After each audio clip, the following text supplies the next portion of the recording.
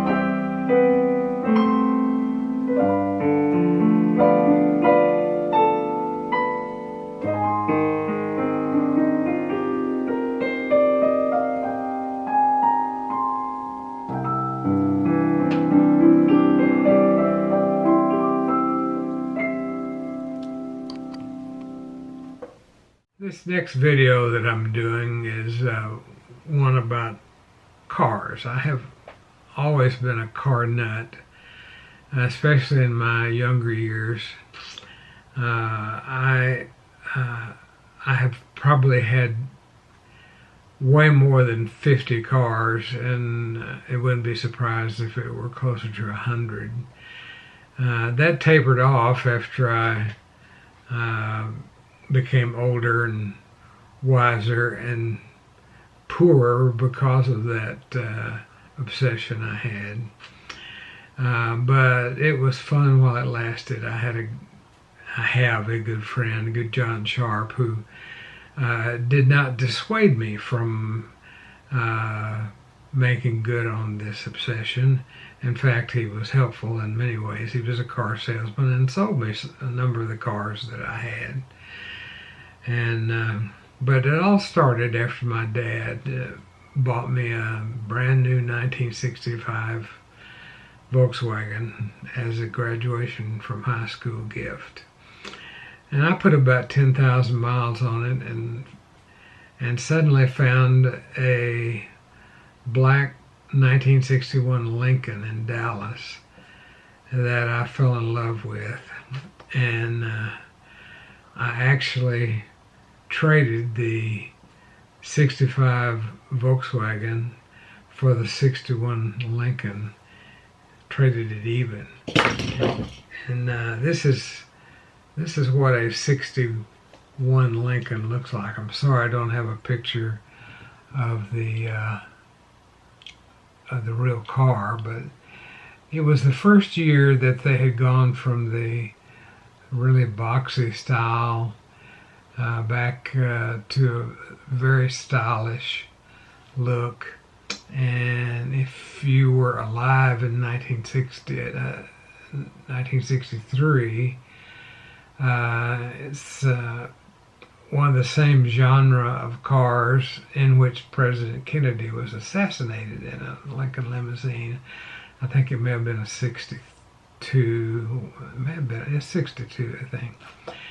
And but I fell in love with this car and bought it without my dad's knowledge and brought it home, and I didn't sleep a wink the night before, wondering what he would think when he learned that I traded off the car that he gave me for this Lincoln. But fortunately, my dad was a gentle person and somehow understood that I had what was probably mental illness about cars, and from that point on, he wasn't surprised at anything that I bought. I've had, like I said, at least 8 Lincolns and as many Cadillacs. Some of them used, some of them new, depending on what I happen to like. And so I guess I'm still at it. The car that you're about to see is one that has special meaning, which I'll explain. And I'll also try to throw in some pictures of other automobiles, Lincolns, a Lincoln and a Cadillac that I had. And I don't have many pictures of them. One of my regrets is not taking more pictures when I was young, but I do have a couple to show you. But first I wanted to explain why I'm obsessed with this Lincoln. In fact, I now have both kinds of cars that I love. We have a Lincoln and a Cadillac, and I happen to like black, so they're both black. And don't ask me why. And I also needed to explain that we named the Lincoln that you're about to see Letitia. We named the Escalade that we have Estelle for our favorite aunt who passed some years ago. And I won't say anything more about the name Letitia. You can just imagine what you want about that. So here we go with the story of my big old luxury cars that I have indulged myself over the years. Picture of a 1970 Sedan DeVille, and that's my mom and dad standing at the back of it. It was brand new at the time. This is a 1974 Lincoln Mark IV that I loved. At the time, I was a captain at Rio Airways in Killeen, Texas. Hi, y'all. Well, the sun's about to go down, and I've got a little video here. Got some fairly interesting things in it, some new stuff that I've done, but I wanted to get a picture of this old Lincoln before the sun went down, and then I'm going to tell you the history that I have with Lincoln cars and Cadillac cars, and the reason that I've always been interested in them. I don't know if there was a reason, but I just always have liked the cars. But this one is a 2011 town car. It is the 2011 was the last year that they were made, and this one was built on August the 10th, 2011. So in about a month and a half after this car was built, they ceased production of the town cars on September 29th, 2011. Hey, how you doing?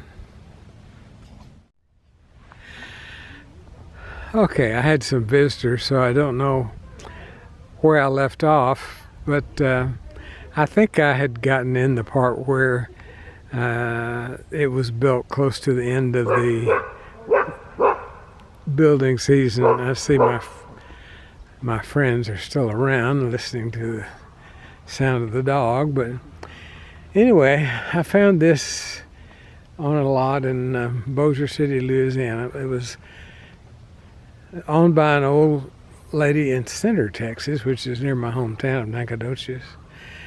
And she apparently just drove it on weekends or to church and the grocery store. But it is just about perfect. And I really got it for a steal. And I would have trouble parting with this. I think it really drives like the old town cars of old, and you can see from the inside that it is virtually unscathed, just like new.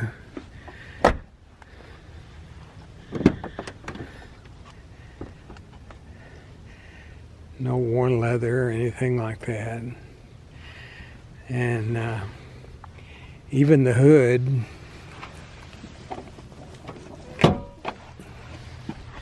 engine compartment, I should say,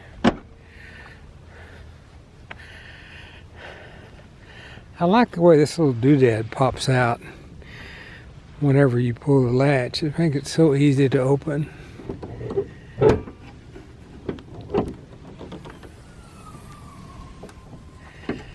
And you take a look at the engine compartment. It's just as clean as can be. No oil, no dirt. Just perfect. And it drives just as well as it looks.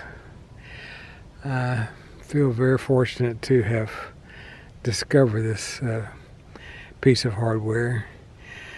But anyway, I'll talk some more about it now that the sun has just about gone down. There it is, my 2011 Lincoln Town Car Signature. And it even had brand new tires on it when I bought it. Okay, more later. Well, before I show you the next photograph, I need to explain a little bit that I'm a little bit OCD about cars, especially that I own, being as perfect as I can get them. And the Lincoln that you just saw had a slight imperfection, or one occurred just after I bought it. On the air conditioning control buttons, the button that you push to turn on the system has the word auto on it, came loose, and I couldn't get it back on because pieces of it had broken. And so the next picture is going to show you the button that was missing and was driving me crazy. And I went to finally had to go to an auto salvage yard, pick your own part yard, to find a junk Lincoln that had this button on it.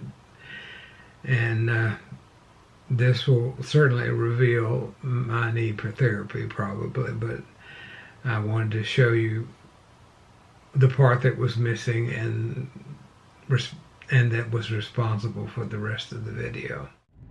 Well, we've arrived at the place where I'm going to pick the cover button that's missing from the Lincoln's air conditioning system.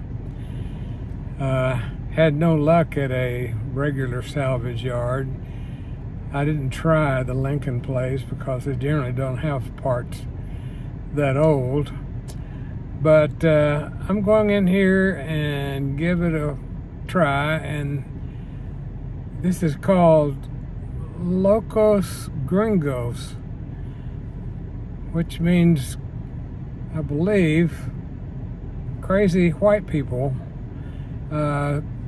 So I'll fit perfectly in here, but this is the place. I'm going to turn the camera around so you can see it, and we'll have some more footage inside. And so here we are, Locos Gringos.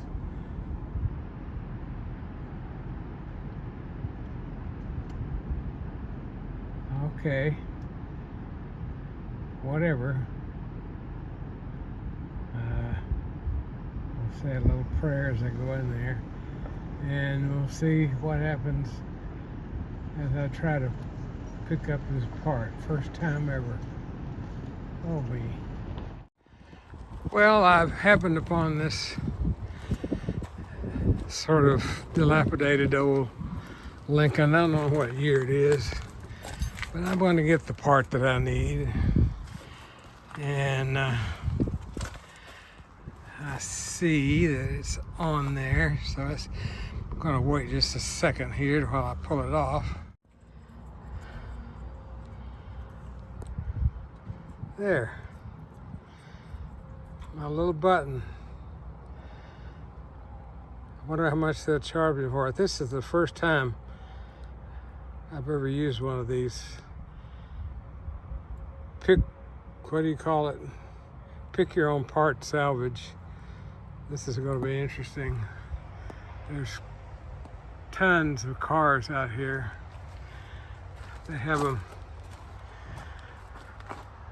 separated into rows. They gave me a piece of paper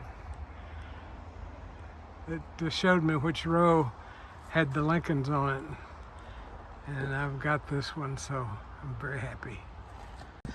Now I've got a long walk back to the office where I'm going to pay for my part. Actually, I found two Lincolns that had the same part. So I actually have two in case I ever need a spare. And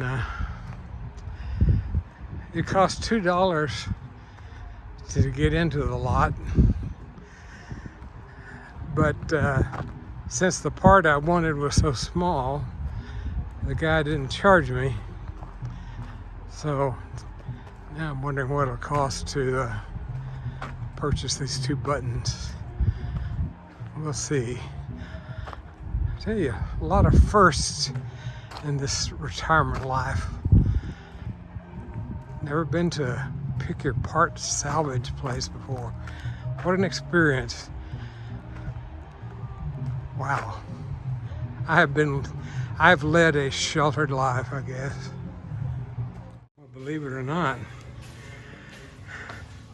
they gave me the buttons for free. Free to get in, free buttons. And now Letitia is going to be whole again. Boy, oh boy. And there she is, just awaiting her new button. I'm not crazy. No. Okay, I'm in the garage now, and we're going to show you the finished air conditioning panel of Letitia there on the left, Estelle, the Escalade on the right side. And so here we go. It's nearly dusk, as you can see outside. It gets early so quickly these days. Okay, we're going to open the door and look inside and show you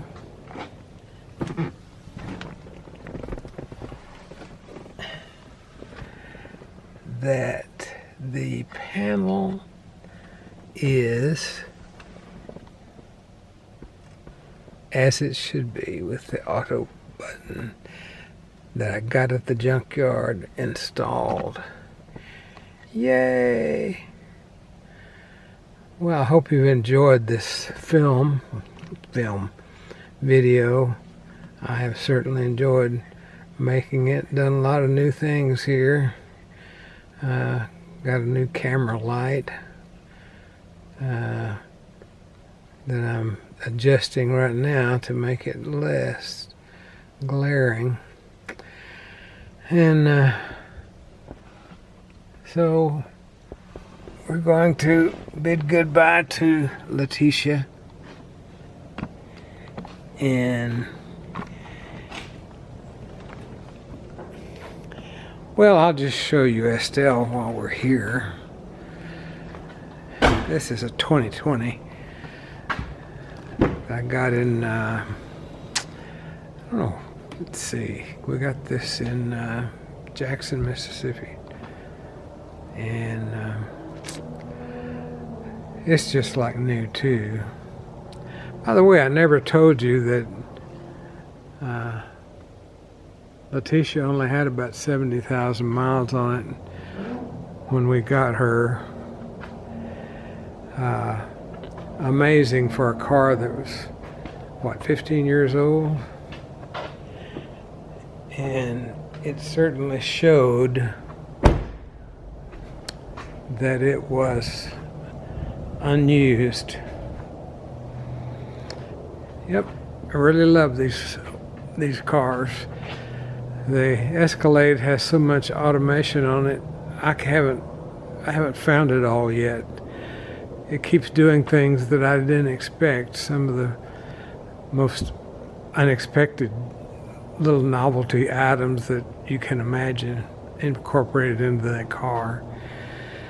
And it's amazing what a bargain I got on it, considering it costs now over $100,000 new. I paid nowhere near half of that. So I think I'm pretty good at buying cars, nice cars that people like. The only problem is, last time we took it out of town, someone tried to steal it. It has a system on it that will tell you if someone's tried to break into it. I didn't know that. But apparently it's a car that is well wanted by thieves, and so we have to be careful where we park it nowadays. Okay, that's the end of this video. Thanks for watching.